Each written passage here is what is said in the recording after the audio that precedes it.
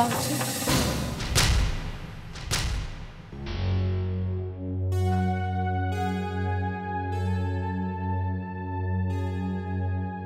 बाबूजी वो कार्तिक भैया कैसे हैं अभी? मुझे तो लगा था कि तुम पूछोगी ऋषि कैसा है। नहीं शिवांगी, तुमने आज मुझे बहुत दुख दिया है। एक बेटी अपने बाप का सर झुकाए, ये कोई भी बाप बर्दाश्त नहीं कर सकेगा। और एक बात मेरी सुन लो तुम, ऋषि जेल में है और जेल में ही रहेगा। मैं उसे नहीं छोड़ूंगा, कभी नहीं। ये गलत है मिस्टर अहलूवालिया।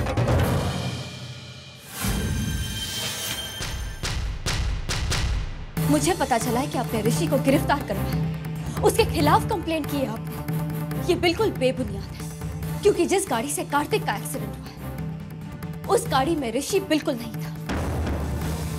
और दूसरी बात, गरेवाल की गाड़ी से कार्तिक की गाड़ी का एक्सीडेंट नहीं था, बल्कि कार्तिक की गाड़ी से गरेवाल की गाड़ी का एक्सीडेंट हुआ था।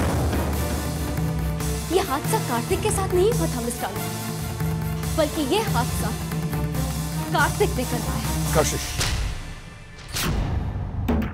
ऋषि ने कार्तिक की कार का एक्सीडेंट किया या नहीं किया, वो इस बात के लिए जेल जाए या ना जाए, लेकिन उसे इस बात की सजा जरूर मिलेगी कि उसने अहलूवालिया की बेटी पर नजर डाली है।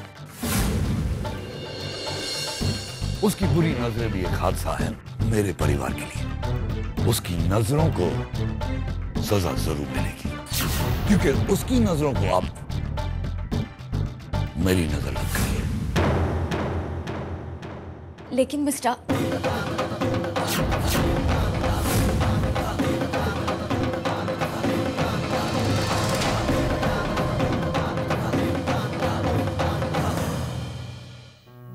सुजल, मैं जानती हूँ तुम मुझे बाहर क्यों लेकर आए हो। तुम्हें मेरा इतना ख्याल है, ये देखकर मुझे बहुत अच्छा लगा। जानते हो, इस एक्सीडेंट के बाद मैंने तुम्हें बहुत बदलाव देखा है। शायद तुम डर गए थे, कहीं तुम मुझे हमेशा हमेशा के लिए खो न दो। इसीलिए शायद तुम्हारे दिल में मेरे लिए प्यार आ गया है। लेकिन यकीन मानो सुजल, तुम्हारे खोने के डर से मेरे पाने की खुशी कहीं ज्यादा है। काश ये एक्सीडेंट पहले हो जाता। काश ये एक्सीडेंट पहले ही हो जाता। चारू, तुम मुझसे कितना प्यार करती हो? अपनी जान से भी ज्यादा, अपने हर अरमान से ज्यादा सुजल। मैं तुम्हारे लिए कुछ भी कर सकती हूँ, कुछ भी। झूठ भी बोल सकती हो। क्या?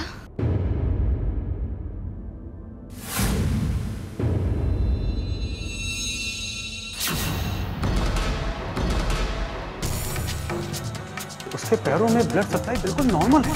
ऐसा कैसे हो सकता है कि वो चल फिर नहीं? मेरा तजुर्बा कहता है कि आपको जरूर कोई गलतफहमी हुई है। उनके पैर बिल्कुल ठीक है, उनके पैरों की कंडीशन ये बताती है तो उनके पैरों में कभी कोई प्रॉब्लम थी ही नहीं।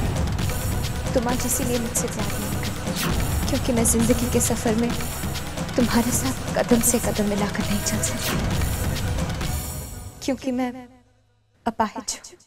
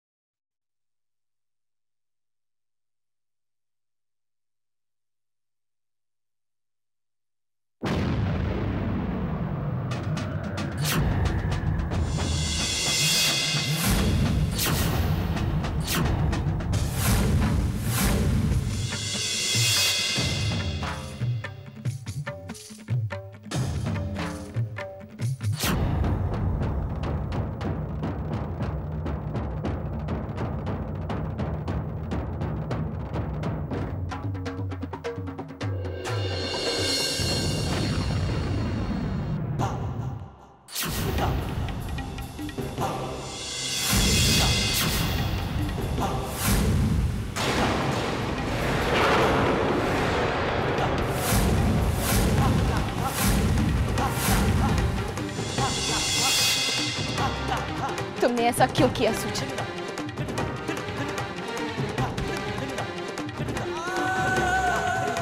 इस सवाल का जवाब तो तुम्हें अब तक मिल जाना चाहिए। ये सवाल अपने आप से पूछो। तुम तो चल भी नहीं सकते, तो फिर अपने पैरों पर खड़ी कैसे हो?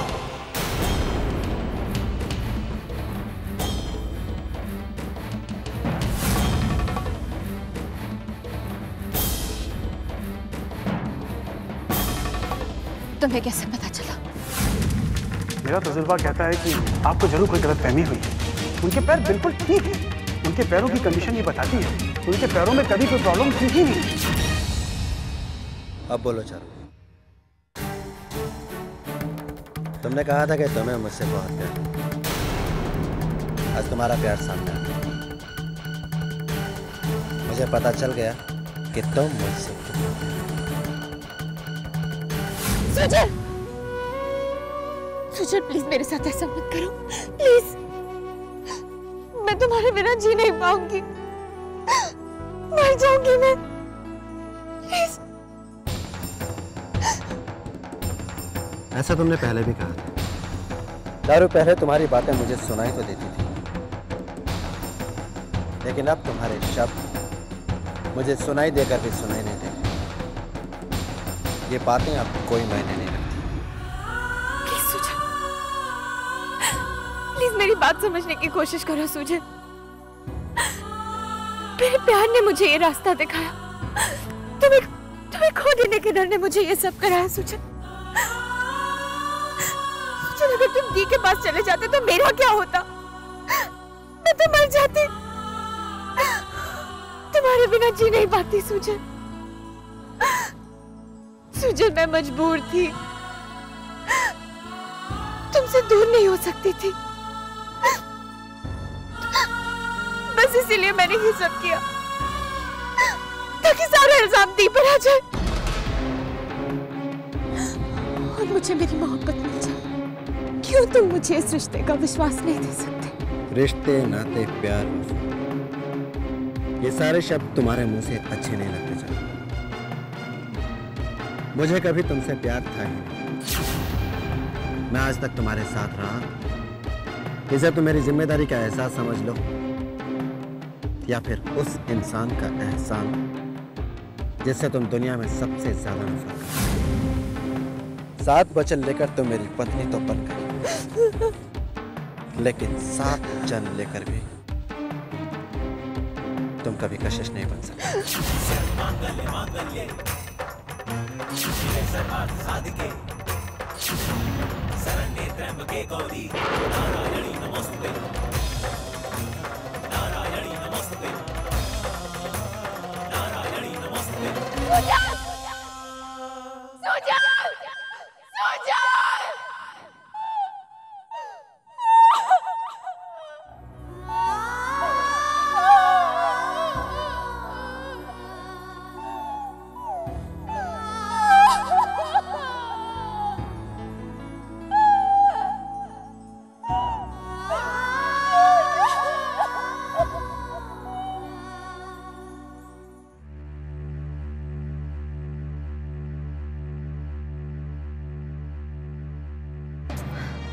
ये सूजल भी ना पता नहीं कहाँ रह गया है। आंटी, आप क्यों इतनी चिंता कर रही हैं? भैया अभी आते ही होंगे। सूजल, कहाँ गया था तू? और तू अकेला है? चारू कहाँ है? तुम जानते हो ना चारू की हालत क्या है, उसे आराम की सख्त जरूरत है। कहाँ है वो? मैं नहीं जानता चारू का है, और ना ही जानना चाहता हूँ। क्या? कब हुआ ये सब? थैंक यू भैया। पुलिस स्टेशन से फोन था, ऋषि को अरेस्ट कर लिया गया। कार्तिक अहलूवालिया का मर्डर करने की कोशिश करने के जुर्म में, और कंप्लेन भी मिस्टर अहलूवालिया ने की है।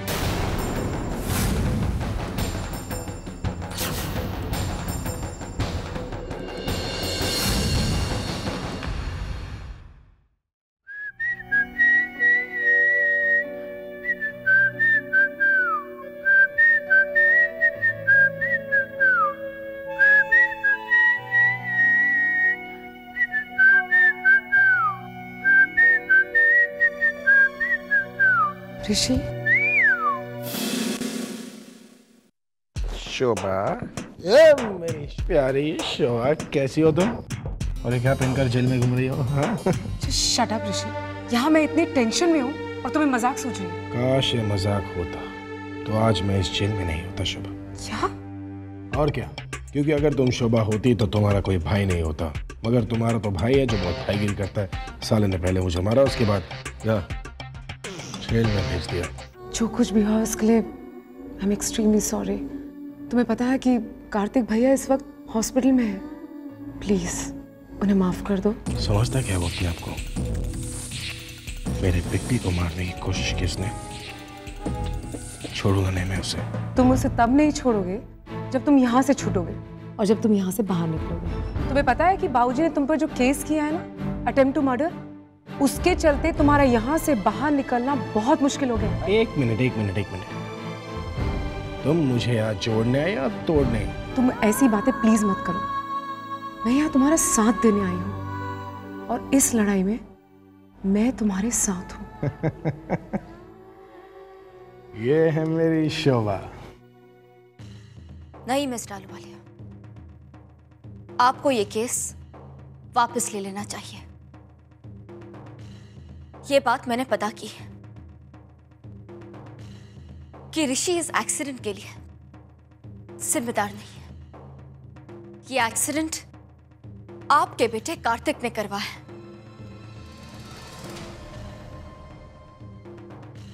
और इस एक्सीडेंट में जिन्हें सबसे ज्यादा चोट आई है वो दोनों सुजल और चारू है।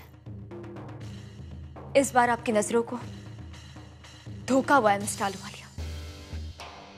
सिर्फ नजरिए का फर्क है कशिश। जहां से तुम देख रही हो वहां से तुम्हारे लिए ऋषि जिम्मेदार नहीं है, लेकिन जहां से मैं देख रहा हूं वहां से मेरे लिए सिर्फ ऋषि ही जिम्मेदार है। ऋषि ने मेरी बेटी शिवांगी को अपने प्रेम जाल में फंसाया, इसके लिए मैं उसे कभी नहीं छोड़ूंगा। दूसरों को अपने जाल में कैद करने वाले कभी कभी अपने ही जाल में कैदी बन के रह जाते हैं। क्यों मिस्टर आलूवालिया? अगर ऋषि ने आपकी बेटी को छेड़ने की या फंसाने की कोशिश की तो आपको इस बात से इतनी तकलीफ हो रही है। उन लड़कियों का क्या जिनके साथ आप फ्लर्ट करते हैं? और आपकी नैनसुख, उनके बारे में आप क्या कहेंगे मिस्टर आलूवालिया? आप देखते कुछ और हैं, मानते कुछ और हैं, आपकी सोच कुछ और है और आपका सच कुछ और ही है।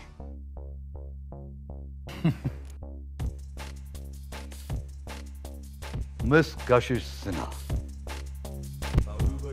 ये जो तुम देखती हो, ये जो तुम मानती हो, इससे हमें कुछ फर्क नहीं पड़ता। तुम्हें जो ठीक लगता है, जो नहीं लगता है, वो तुम्हारी प्रॉब्लम है।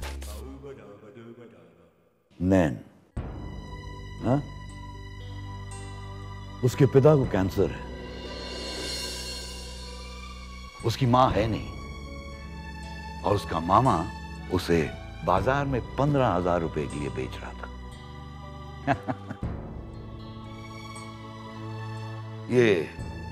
ये सोफा की कीमत जानती हो क्या? 1 लाख रुपया। इस सोफे का 1/6 अमाउंट एक जान की कीमत है। अजीब दुनिया है ये। और ये बात तुम नहीं समझोगी, इसमें तुम्हारी कोई गलती नहीं है।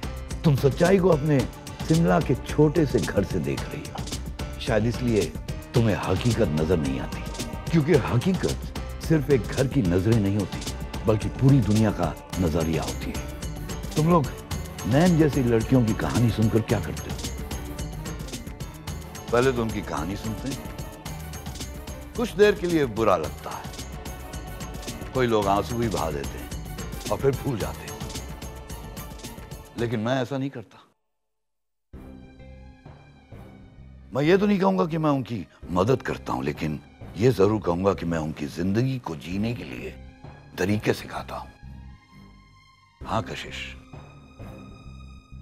वैसे भी तुमने बचपन में वो कहानी तो जरूर सुनी होगी ना, बुरा मत कहो, बुरा मत सुनो, बुरा मत देखो। अब कान, आंख और मुंह बंद कर देने से बुराई अच्छाई में तो नहीं बदल जाती ना। पहले ऐसी लड़कियों की कहानी सुनकर लोग रो देते हैं और फिर हंसकर उड़ा भी देते हैं। ये दुनिया बड़ी अजीब है। साड़ी हिंदुस्तानी औरत की परंपरा है, साड़ी संस्कारों का रंग है, लेकिन ये दुनिया जब गजब ढाती है ना, तो साड़ी में सिमटी औरत की इज्जत को तार तार कर देती है। और फिर यही दुनिया बिकनी में लिपटी हुई औरत को देवी भी बना देती है। अच्छों को बुरा साबित करना दुनिया की पुरानी आदत है कशिश। और एक बात कशिश, अगर मुझे कोई लड़की की जरूरत है तो कोई भी लड़की किसी भी वक्त मुझे मिल सकती है। तुम्हें क्या लगता है मैं उसके साथ? नहीं कशिश, मेरे लिए लड़कियों की कमी नहीं है, लेकिन फिर भी मैं उन्हें खरीदूंगा नहीं। इसलिए नहीं कि मेरे पास पैसे कम हैं, बल्कि इसलिए कि अपने आप पर गुरूर कुछ ज्यादा है मुझे। और फिर वो आदमी आदमी नहीं जिसे ये चीजें खरीदनी पड़ जाएं, क्योंकि पाने और खरीदने में बहुत फर्क होता है कशिश।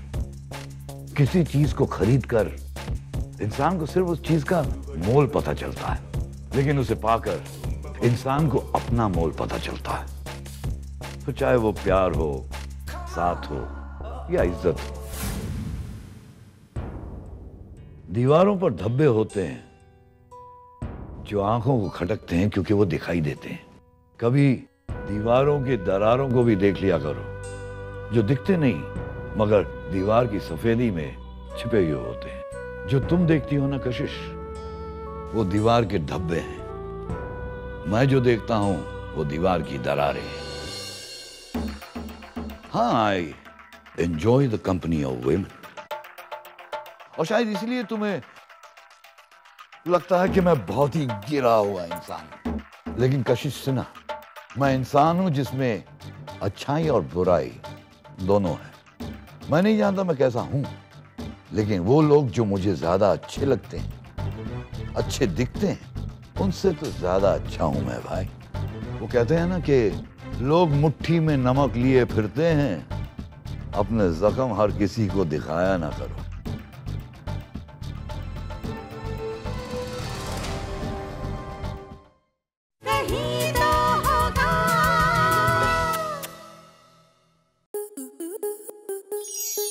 स्टार प्लस के ऐसे ही और बेहतरीन लम्हे देखने के लिए सब्सक्राइब करें हमारे YouTube चैनल को।